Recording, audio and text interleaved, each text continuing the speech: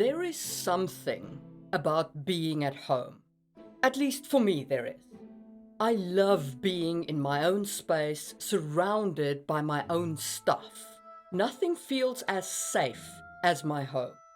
And when my home is violated, it is as personal as an injury to myself.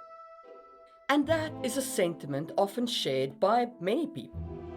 Why is this important to a fantasy world builder?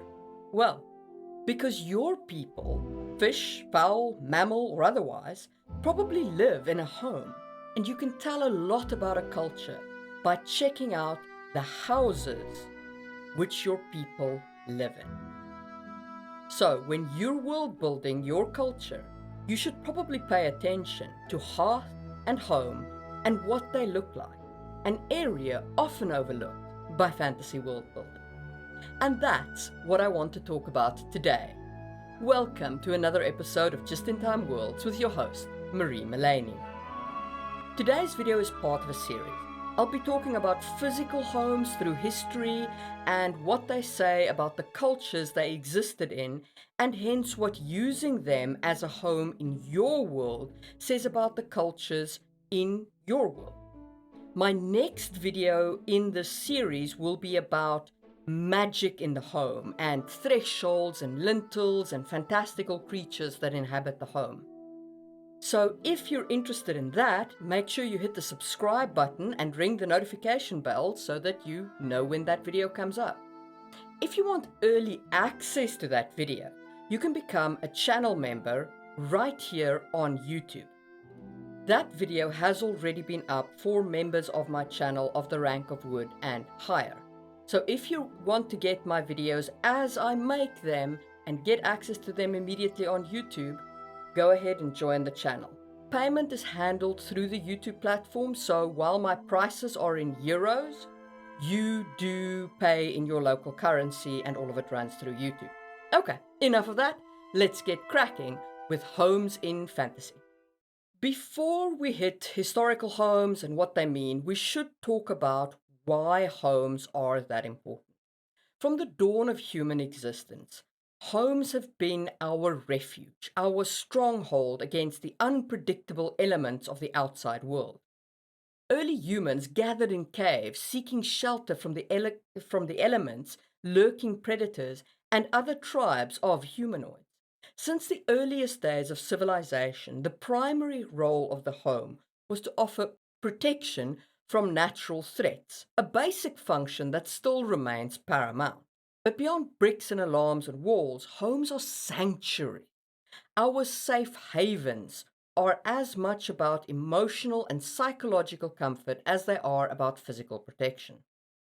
When my home was breached and broken into, I felt so violated on such a deep level that I quite literally moved countries to a safer environment because of it. My home being broken into left me pretty shattered, and that is because homes are where we regain our balance. Familiar sights, sounds, and scents remind us of who we are, grounding us and shielding us from the chaos of outside. Much more than just walls and roofs, homes are the cradle of our social bonds. They've seen us growing friendships, they've seen our memories etched into their very walls. As important as these homes are for us, so they are important for the characters who live in your world, no matter what shape the intelligent life in your world takes. Your home represents that thing that you can control. The whole world could have gone to pot outside the walls, but inside, no matter how large or small your space, you have tamed the elements. And that is why it's important to think about the homes your cultures build and the impact they have on those cultures. Okay, so now that we understand the importance of homes, hit the thumbs up button and let's talk about historical homes and what they mean. I have already touched here and there on the evolution of homes, especially in my series Eras Defined. So if you haven't watched that series, there's a playlist right over there where all those videos are grouped together for your viewing pleasure. For the purpose of this video, I'm going to skim over the major developments in house evolution, like an elephant tiptoeing through the tulips, which is to say, fast, but with some gravitas. So let's begin at the start, with caves. When you consider places like the caves of Akhtelek Karst on the Hungary-Slovakia border, that have been occupied since the Paleolithic, you witness history's first transition from nomadic life to settled communities. Inside these caves, our ancestors did more than just seek shelter. They painted stories on the walls, they crafted pottery, and even brewed beer, like in the Domica caves. And yes, the renowned book people, known for their thin-walled pottery, could have called these caves home, which is just incredible to think about. But imagine the dynamic with no constructed walls. Cave dwellers needed to have a strong social convention of not noticing what's going on in the opposite hearth. Jane M. Orr captures this beautifully, illustrating a world where Neanderthals lived in hearths surrounded only by rings of stones, and yet a cultural compact made them pretend not to see into one another's spaces. This art of ignoring the noise and respecting privacy without physical barriers reflects a culture of shared values and mutual respect. In fantasy, such a setting underscores the themes of communal unity and unspoken understanding. Even if your people build screens around the hearth, constructed maybe of wood and leather, the way the Jane M. Orr's Cro-Magnon people do, they'll still be able to hear their neighbors and will need to apply that concept of privacy by convention. So the same applies in our earliest houses after caves, the longhouses. So in terms of longhouses, think of the massive wooden structures of the Iroquois or the majestic halls of the Vikings. These weren't just homes for a single family, but they were communal havens where multiple families converged. In such cohabitation, there's a tale of shared responsibility, of collective defense, of communal storytelling around roaring fires. Moreover, the design and size of longhouses reflects the wealth or status of the inhabitants. An ornate, sprawling longhouse could be the domain of a powerful clan. In a fantasy realm, longhouses signify community resilience, shared destinies, and of course, you still have privacy by convention because your people still live all jumbled together. This sort of communal living, while it does support a tribal hierarchy, does not have a strong sense of separation between the classes. Even the chieftain still lives in the same longhouse or the cave as the rest of the people. But we are a social animal, and we do love our hierarchies. So, of course, as our civilizations grew more complex, so did our home. Uh, if you're finding value in this video so far, consider giving it a super thanks, and let's talk about elites and commoners and the homes they built. As time passed and societies became more structured and hierarchical, they tamed the environment around them and no longer needed to fear wild animals and the like. Instead, we had become our own worst enemy, and we needed to defend ourselves against ourselves. This gave rise to the need for fortified and grandiose homes. The first epoch we really see this in is the Bronze Age. In these ancient cities, as you venture towards the central parts of the settlement, you're often met with these huge structures, the abodes of the elite. These aren't mere homes, they're symbols. They stand testament to power, wealth, and dominion. The sprawling rooms, intricately carved walls, and formidable defenses suggest not just opulence, but an assertion of superiority. Those ziggurats and the like say, I am not like you. I am not just a chief. I am an elite to your commoner. And what does that tell us about their culture? First, let's discuss our old friend privacy. The vastness of the elite estates allowed them a luxury most others couldn't fathom: true privacy. Separate chambers, walled gardens, and private courtyards meant their lives, unlike their predecessors, were now shrouded in a degree of mystery. It was a world within a world, away from the prying eyes of the commoners. The elites no longer shared the lives of the people that they governed. Privacy wasn't just a convention, it was a reality. And that allowed them to maintain a certain mystique, which, along with their wealth, gave them control over their society. And we know that they had control over the wealth and resources of their society just by looking at their houses. The ability to command labor required to build such structures and the materials used in these structures indicated the elite's hold over trade, agriculture, and craftsmanship. But why did elites arise? And why did the commoners tolerate this kind of elite? Well, elites essentially provided protection to the commoners. They maintained defensive forces and they play a environmental management role as well in terms of managing scarce resources like water. Especially if you think of the Near East Bronze Age, where water management was a paramount uh, activity. So, if you have such an elite versus commoner setup in your culture, remember to think about how the elites maintain their privacy. And, they would obviously feel that breach of privacy much more if it ever happens to them. And of course, what elements of mystique that gives them and what they originally offered to the commoners in order to get this kind of status. Was it resource management, military protection, something else? Maybe it was banding together in the face of a great threat. Whatever it will shape a large chunk of your elite culture.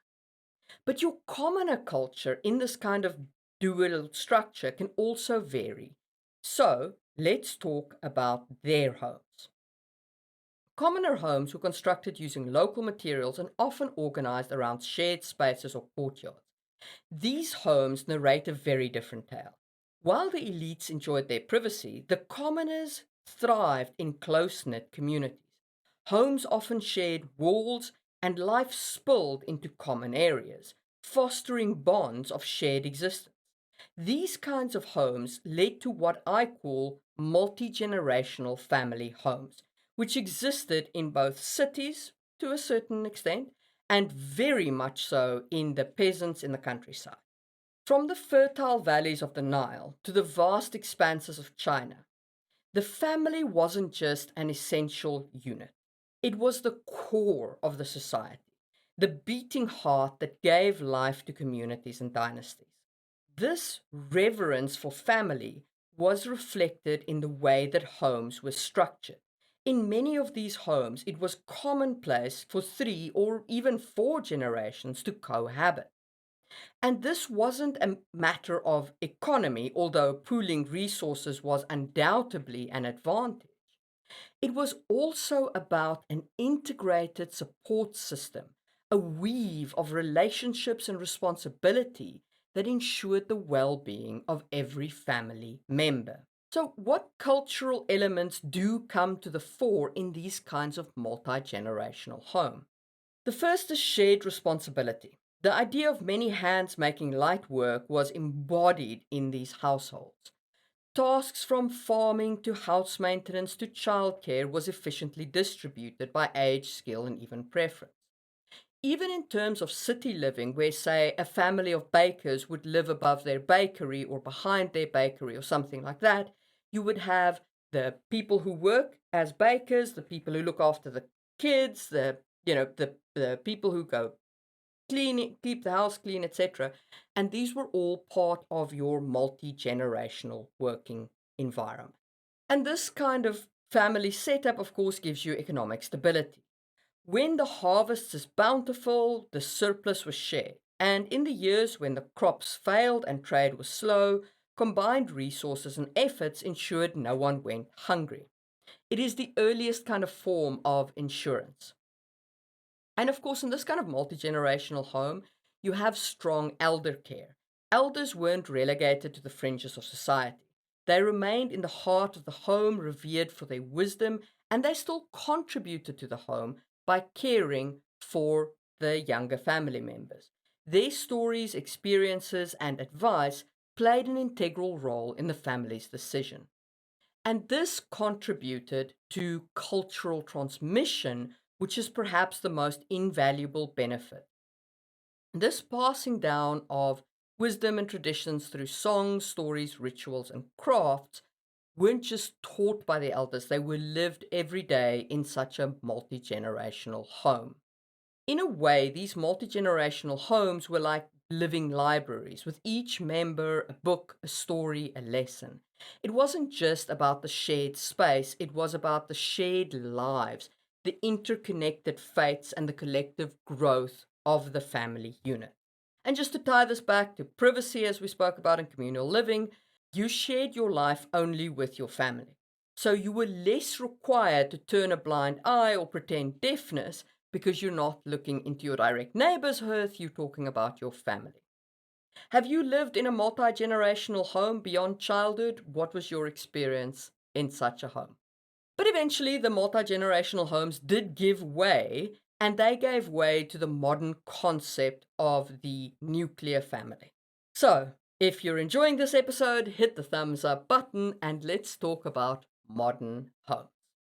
The march of time brought with it more change. As we transitioned from agrarian societies to industrial ones, specifically during the Industrial Revolution, the rhythms and routines of life altered dramatically. This shift meant that urban centers grew in prominence, and it drew people away from the countryside in search of work and opportunities to the city. And this resulted in smaller homes and single home spaces, and eventually living spaces adapted to the point where it became common to have a nuclear family, a compact unit consisting typically of the parents and their children only, with the children moving out shortly after reaching adulthood. Gone with the sprawling multi generational households or the family of crafters living together in a city, they were now replaced by these individual homes. This shift wasn't purely logistical, it reflected a broader societal change. As individualism and personal aspirations grew, our homes began to mirror those values. And with the shift in economics came the shift in politics.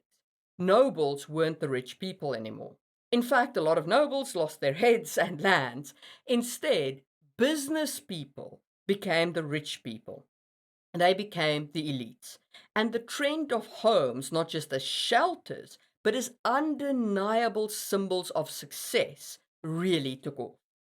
Nobles, you see, mostly inherited their stately manners and they didn't need to continually build more.